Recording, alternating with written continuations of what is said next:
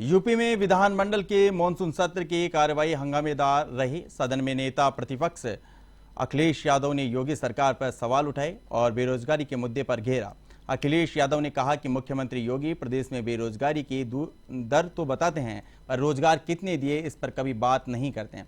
जिस पर जवाब देते हुए मुख्यमंत्री योगी ने कहा कि प्रदेश में रोजगार का सर्जन हो रहा है, भर्ती प्रक्रिया साफ सुथरे तरीके से संपन्न हो रही है। आज प्रदेश की बेरोजगारी दर 19% से घटकर 3 से 4% हो गई है। वहीं एक अन्य सवाल में अखिलेश यादव ने पूछा कि मुख्यमंत्री योगी बताएं कि प्रदेश में 2017 से 2022 तक 15 वर्ष की आयु वर्ग के बच्चों की संख्या में कितनी बढ़त हुई है और सरकार आने वाले समय में इन बच्चों के रोजगार के लिए क्या कर रही है। इस पर मुख्यमंत्री योगी ने जवाब दिया कि मुझे खुशी है कि समाजवादियों की सोच में इतना तो बदलाव हुआ कि अब वो जनसंख्या की बात कर रहे हैं, जिसे नियंत्रित करने के लिए ही समान कानून लाने की बात की जा रही है। इसी बहाने योगी ने इशारों में समान नागरिक संहिता का जिक्र कर दिया। वहीं सदन की कार्यवाही प्रारंभ होते ही विधान परिषद में हंगामा हो गया। सपा सदस्यों ने वेल में आकर नारेबाजी शुरू कर दी और फिर बहिर्गमन कर दिया। अपने में चांदपुर तहसील में लगभग 10-12 वर्षों से पानी की बाढ़ आ रही है। गंगा की मुझे जो जीत मिली है केवल इस उससे मिली है कि इस तट का माननीय अध्यक्ष जी, राज्य की सहायता प्राप्त डिग्री कॉलेज, इंजीनियरिंग कॉलेज में इतने इंजीनियरों कॉलेजों ज्ञानवापी परिसर में एएसआई टीम की सर्वे का छठा दिन है। ऐसे में यहां लगातार तीसरे दिन गुंबद और व्यास जी के तहखाने में एएसआई की टीम सर्वे कर रही है। साथ ही गुंबद की नक्काशी की कार्बन कॉपी तैयार की जा रही है। साथ ही एएसआई कर्मी परिसर में मिले आले की शैली भी कागजों में कैद कर रहे हैं। वहीं एएसआई की टीम व्यास तहखाने की पुरातन कलाकृतियों का अध्ययन करेगी। वहीं गुंबदों की 2 सीढ़ियों के पास बने कलश नुमा कलाकृति की भी स्कैनिंग की जाएगी। दरअसल एएसआई अधिकारियों ने टीम को 4 यूनिट में बांट दिया है, जिसमें 3 यूनिट के 30 सदस्य तीनों गुंबद की 3D इमेजिंग और मैपिंग करने में जुटे हैं। वहीं 50 सदस्यीय एएसआई की टीम के साथ वादी, प्रतिवादी और दोनों पक्षों के नामांकित वकील शामिल हैं।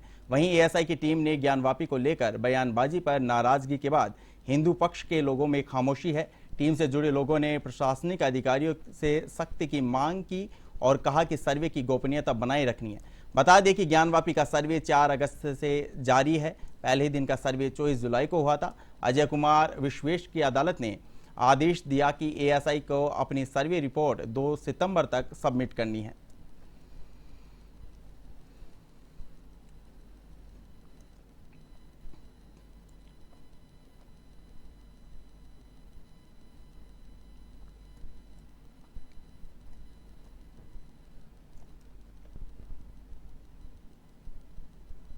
बुलंदशहर में ट्रक और कार की आमने सामने टक्कर हो गई। हादसे में इको कार सवार 4 लोगों की मौत हो गई, जबकि एक युवक गंभीर रूप से घायल है। टक्कर इतनी भीषण थी कि कार के परखच्चे उड़ गए और अगला हिस्सा बुरी तरह से पिचक गया। हादसा डिबाई कोतवाली क्षेत्र के दानपुर के पास हुआ। इधर हादसे की सूचना पाकर मौके पर पहुंची पुलिस ने कटर से गाड़ी काटकर घायल और शवों को बाहर निकाला। वहीं घायल को नजदीकी अस्पताल भेजा गया, जहां उसकी हालत गंभीर है। पुलिस के मुताबिक ओवरटेक के दौरान हादसा हुआ है। ट्रक से भिड़ंत के बाद कार पलटकर सड़क किनारे खाई में गिर गई। इधर हादसे के बाद चालक ट्रक सहित मौके से फरार हो गया। फिलहाल पुलिस मामले की जांच में जुटी है।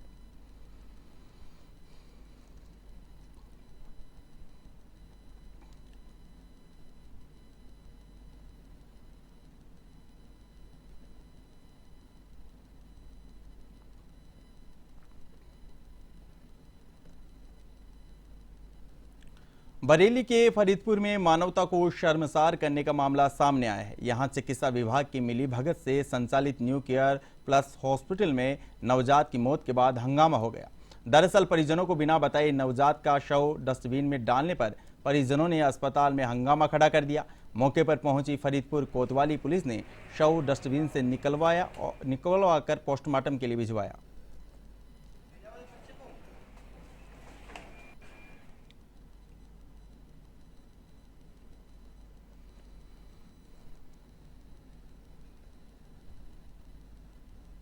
हरदोई में शराब के नशे में रिश्तों के कत्ल का मामला सामने आया है। यहां बड़े भाई ने कुल्हाड़ी से वार कर छोटे भाई की निर्मम हत्या कर दी। वहीं हत्यारे भाई ने पत्नी और बेटों के साथ मिलकर पिता के साथ भी मारपीट की। शराब पीकर गाली गलौज से मना करने पर बड़े भाई ने वारदात को अंजाम दिया। हत्याकांड के बाद आरोपी परिवार फरार हो गया। सूचना पर पहुंची पुलिस ने शव को अस्पताल की मोर्चरी में रखवाया। पूरा मामला बिलग्राम कोतवाली क्षेत्र के गुरोली गांव का है।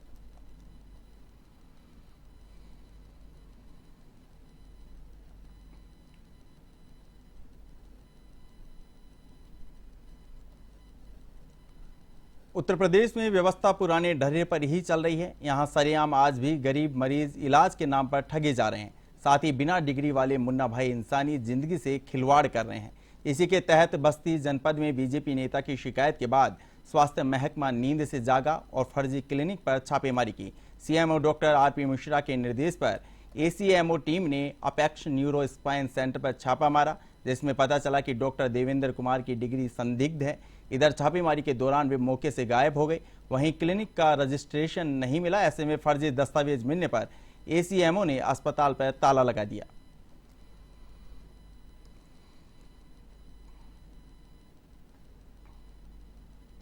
जिला अस्पताल के अधिकारियों के नाक के नीचे ही जिस तरीके से डॉक्टर देवेंद्र कुमार द्वारा अपेक्स एक क्लिनिक के नाम से डाल के और गरीब लोगों को लूटने का काम कर रहे थे, जो उसकी कहा जाए कि उसके अपने जिले में एक टीम गठित की थी।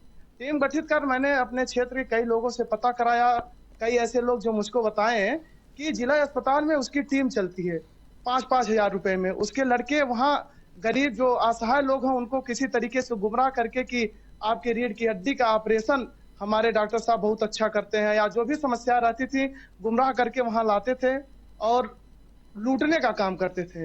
डॉक्टर का संज्ञान में आया कि जो है ये इनके पास डिग्री नहीं है और यह एक क्लिनिक जैसा संचालित कर रहे थे।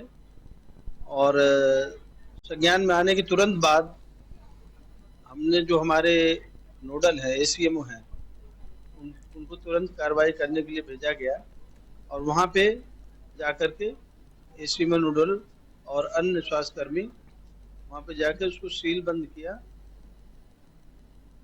सीतापुर के अटरिया स्थित कुंवरपुर में समुदाय विशेष के लोगों ने मंदिर की जगह पर कब्जा कर पक्का मकान बना लिया, जिसके विरोध में विश्व हिंदू परिषद और बजरंग दल ने मोर्चा खोल दिया।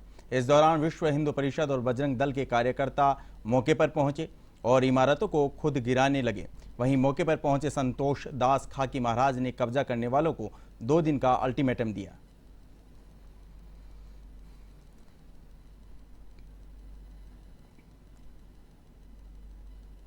मंदिर अपने ग्राम कुंवरपुर में थाना क्षेत्र अटरिया लगता है। वहाँ पे एक राजा स्वर्गीय हरिभक्त सिंह के द्वारा गंगेश्वर महादेव स्थापित है।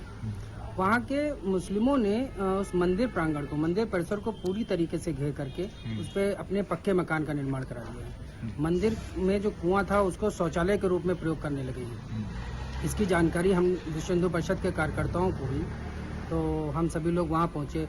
वहाँ के जो अपने हिंदू भाई थे उन्होंने पूरी घटना की जानकारी दी। फिर हम लोगों ने प्रशासन को जानकारी दी है इस के मामले में।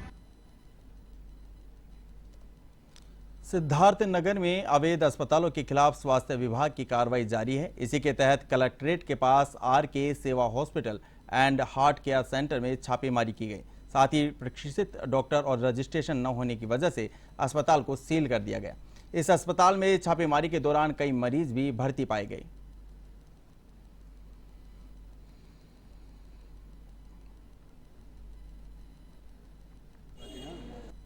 हाल की घटनाओं से संज्ञानित होकर एक स्वास्थ्य विभाग और प्रशासन की टीम जो भी गैर पंजीकृत हैं हॉस्पिटल हैं, क्लिनिक हैं, अल्ट्रासाउंड सेंटर, उनके खिलाफ एक अभियान चलाया जा रहा है कि जनता के स्वास्थ्य से किसी प्रकार से खिलवाड़ न हो सके।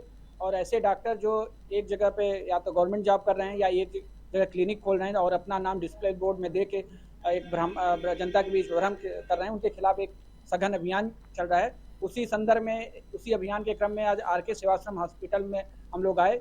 यहाँ कोई डॉक्टर नहीं मिल सका और कोई एक शिकायत थी कि कंचन पटेल एक महिला है, वही यहाँ से मरीजों को शिफ्ट करती थी, तो उन्होंने भी स्वीकार किया। दोपहर में एक मरीज बंसीधर मुख्य चिकित्सा अधिकारी कार्यालय में जाके शिकायत किया कि उसके मरीज का यहाँ पर ऑपरेशन किया गया है, उससे ज़्यादा पैसा वसूली की जा रही है। उस क्रम में दोनों को संज्ञान में लेते हुए मैं और एसडीएम साहब यहाँ पर जाँच के लिए आए थे जांच के दौरान ये पता चला कि यहाँ पर ओटी स्थापित है, मेडिकल स्टोर संचालित है, लेकिन अस्पताल का रजिस्ट्रेशन नहीं है और ना ही यहाँ पर कोई चिकित्सक मौजूद मिला, ना ही कोई पैरामेडिकल स्टाफ मौजूद मिला। जबकि एक मरीज भर्ती है जिसका शाम को यूटेरिन प्रोलेप्स का ऑपरेशन होना है और 2 LSCS के मरीज भर्ती हैं जिनका 1 तारीख को और 2 तारीख को LSCS किया गया था।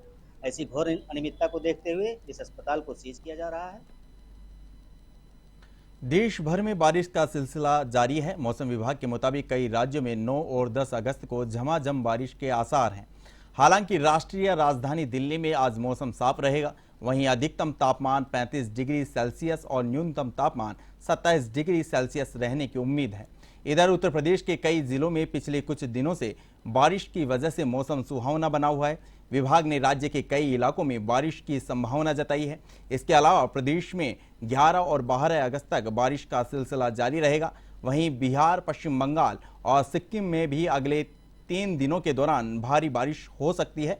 बात करें उत्तराखंड की तो यहाँ तेज बारिश की वजह से लोगों का जीवन अस्त व्यस्त हो गया है। नदी नाले उफान पर हैं और सड़कों पर बाढ़ का पानी आ गया है। मौसम विभाग ने एडवाइजरी जारी कर लोगों को सतर्क रहने के निर्देश दिए हैं। बारिश की वजह से उत्तराखंड में देहरादून, टिहरी, पौड़ी, नैनीताल, चंपावत, बागेश्वर और पिथौरागढ़ के लिए येलो अलर्ट जारी किया गया है।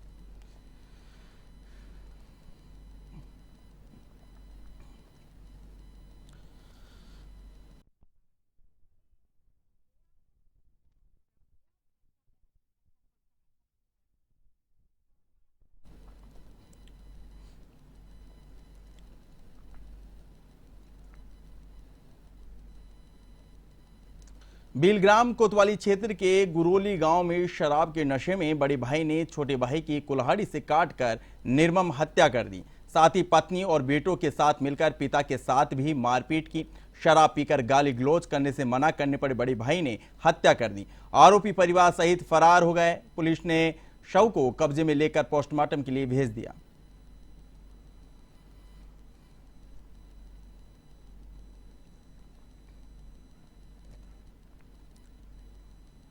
हरियाणा के नूहू में मेवात में हुई हिंसा को लेकर यूपी के संभल जिले में युवक ने धमकी भरा पोस्ट किया। इससे 2 पक्षों के बीच तनातनी का माहौल हो गया। लोगों ने थाने पहुंचकर शिकायत की। इस मामले में पुलिस ने मुख्य आरोपी सहित 14 युवकों को अरेस्ट किया है। पुलिस का कहना है कि इलाके में शांति व्यवस्था कायम है। मामले की जांच चल रही है।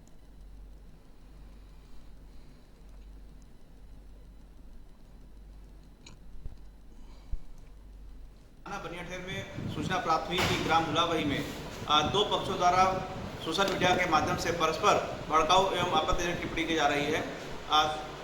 इस संदर्भ में थाना स्थानीय पुलिस द्वारा जांच करते हुए सुसंगत धाराओं में अभियोग पंजीकृत कर लिया गया है। साथ ही इस प्रकरण में भिन्न भिन्न समुदाय के 2 व्यक्तियों को गिरफ्तार करके अग्रिम विधिक कार्रवाई की जा रही है। मौके पर शांति व्यवस्था कायम है एवं प्रकरण में सतत की जा रही है।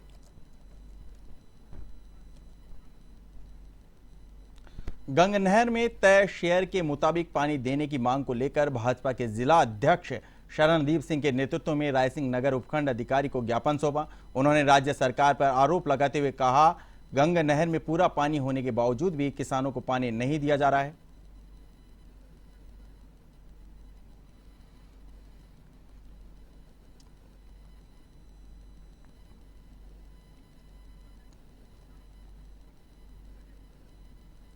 महिलाओं और बालिकाओं की सुरक्षा और सशक्तिकरण के लिए महिला बीट, महिला हेल्पलाइन के माध्यम से संचालित किए जाने वाले अभियान के अंतर्गत प्रदेश के राजसी टंडन महिला महाविद्यालय में शक्ति दीदी अभियान के तहत शक्ति दीदी सम्मान दिया गया।